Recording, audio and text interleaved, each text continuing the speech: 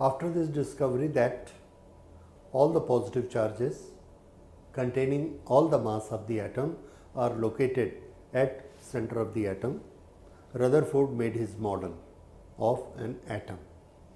And in this model, contrary to his predecessor's model, he told that there is a nucleus and the shape of the atom is spherical. The nucleus is at the center and there are electrons of the negative particles which are revolving around it in circles. The net charge is 0 because the positive charge is equal to the negative charges of the electron. So, if the positive charge is 4 in the nucleus, there will be 4 electrons carrying 1 E charge each, and the 4 electrons are moving around this nucleus. Okay. That was his model. Now, if an electron, he made the model of hydrogen, there is plus E charge in the nucleus and there is 1 electron which is moving around it, and this electron has got charge minus E.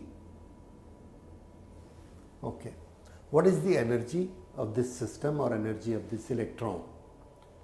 The answer is this electron has got 2 types of energy. One is due to its motion because it is moving, and other is due to its force of attraction. This is minus plus, and there is a distance between the two, the radius of the orbit. So, there is a potential energy due to force of attraction and the distance, and there is a kinetic energy due to velocity.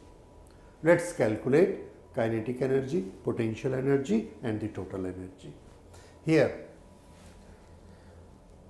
this is an example of circular motion where there is an involvement of centripetal force without which the circular motion is not possible. And we know that centripetal force of electron, this has to be mv square upon r. Who provides this centripetal force?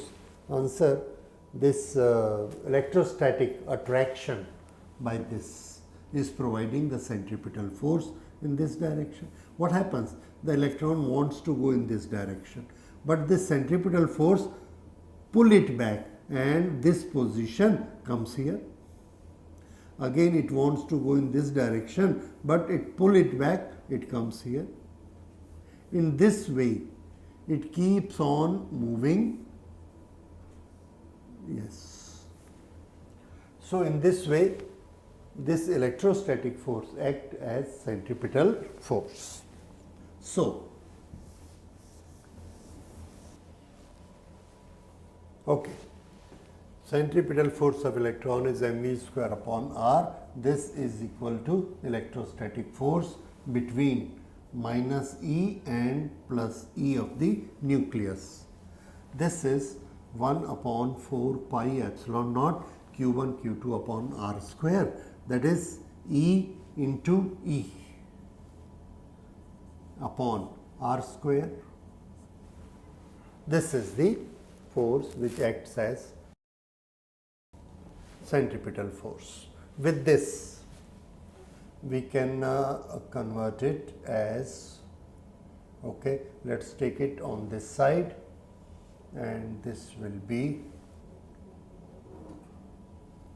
let us divide both sides with 2.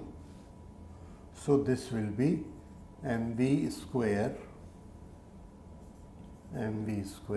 half is equal to 1 upon 8 pi epsilon naught E square upon r square, and we are cancelling 1 r. So, E square upon r, and this half mv square is what? This is formula for kinetic energy. So, kinetic energy is equal to 1 upon 8 pi epsilon naught E square upon r. This is kinetic energy, and what is its sign? Plus. Kinetic energy is always positive. Then what about potential energy? For potential energy, we know the formula is 1 upon 4 pi epsilon naught Q1 Q2 upon R square.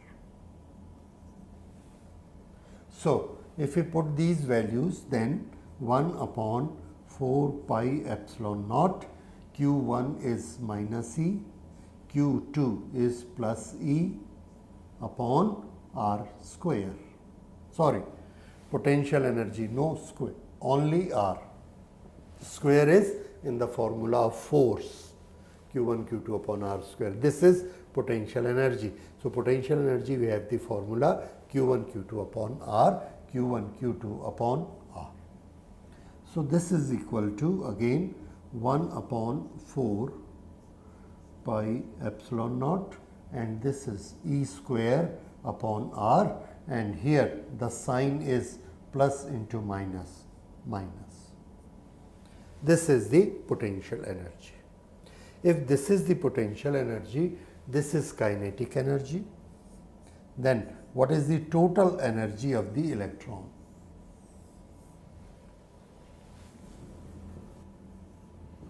Total energy of electron. Total energy of electron is Ke plus Pe. Now, Ke plus Pe, if we add the two, what do we get here? E square upon pi epsilon naught R, E square upon pi epsilon naught R. E square upon pi epsilon naught R, and in the bracket we have 1 upon 8 minus 1 upon 4. 1 upon 8 minus 1 upon 4. So this is equal to minus 1 upon 8 E square upon E square upon pi epsilon naught R. This is Ke plus Pe, that is total energy. So now we have three figures.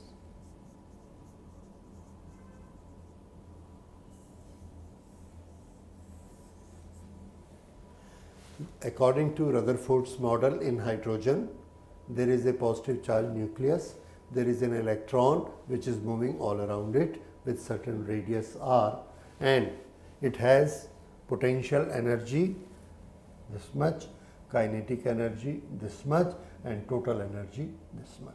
This total energy carrying negative sign, what does it tell?